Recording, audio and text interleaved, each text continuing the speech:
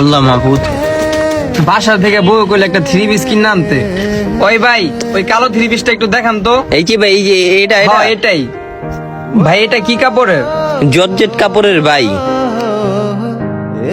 কেমনি কি এটা? কত রাখবেন ভাই ওই যে দোকানের মহাজন আছে, ওনারে জিজ্ঞেস করেন। ভাই? এটা কত রাখা যাইবো? ভাই আপনার লগে দামাদামি করবো না, দোকানটা মাত্রই খুললাম, আপনি আমার প্রথম কাস্টমার, আপনি এই দোকানের লক্ষ্মী, এটা আপনি 1600 টাকা দিয়ে দিয়েন।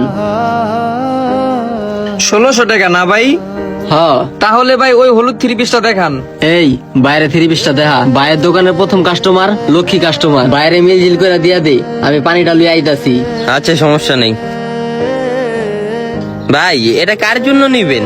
এই ভাই আমার ওয়াইফের জন্য। ভাই কিছু না মনে করলে একটা কথা জিজ্ঞেস করি। কি কথা ভাই? ভাবির গায়ের রং কি কালা নাকি ফর্সা?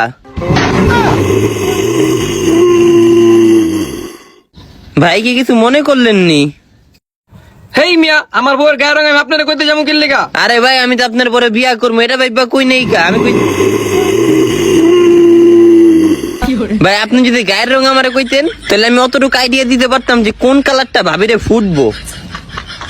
গায়ের রং ফর্সা? তাহলে ভাই ভাবির লেগে ওই কালো কালারটা নিয়ে যান, দেখবেন সুন্দর মানাইবো, আর ভাবিও দেখবেন পছন্দ করবো, আর বাকিটা আপনার ইচ্ছা।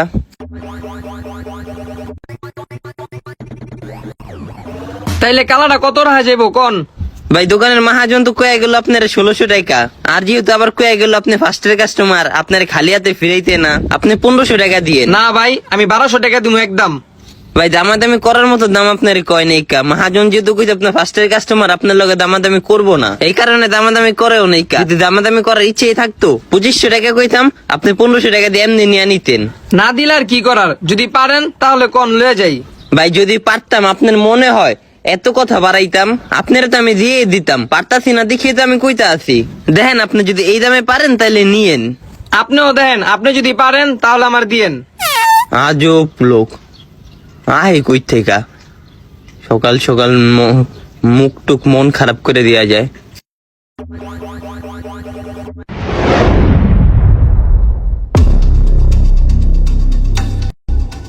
কিরে প্রথম যে কাস্টমারটা আইছে, মালটা বিক্রি করতে পারছোস? কাস্টমার নিয়ে খুশি হইছে?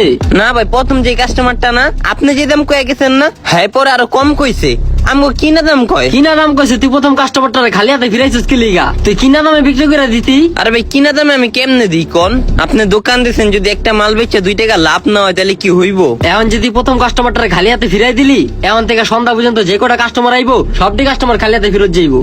তুই কিন্তু এরকম অনেক দিন ধরে করতাছস, দোকানের প্রথম কাস্টমার আইলে তুই খালি হাতে ফিরাই দেস, এর লিগা পরে সব কাস্টমার খালি হাতে ফেরত জায়গা।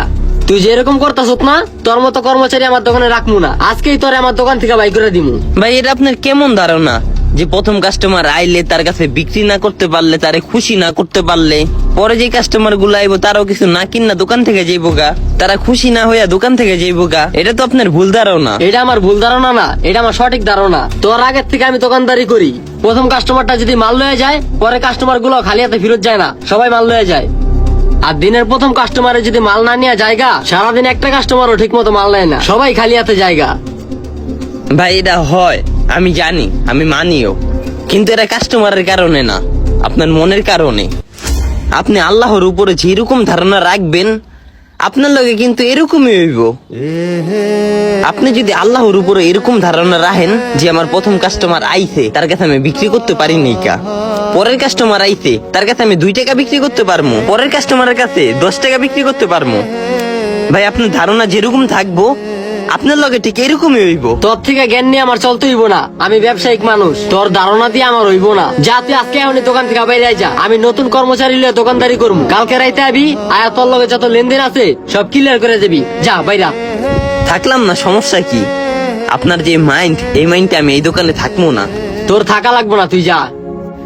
তোর মতো এরকম পাকনা কর্মচারী দোকানে দাঁড়কিরা নেই, চাপাবো না। শুনেন, বিষয়টা এই না যে প্রথম কাস্টমারের কাছে বিক্রি না করতে পারলে পরের কাস্টমার গুলো খালি হাতে চলে যাবে। বিষয়টা হচ্ছে এরকম, আপনি আল্লাহর উপরে যেরকম ধারণা রাখবেন আপনার সাথে কিন্তু ঠিক এরকমই হবে।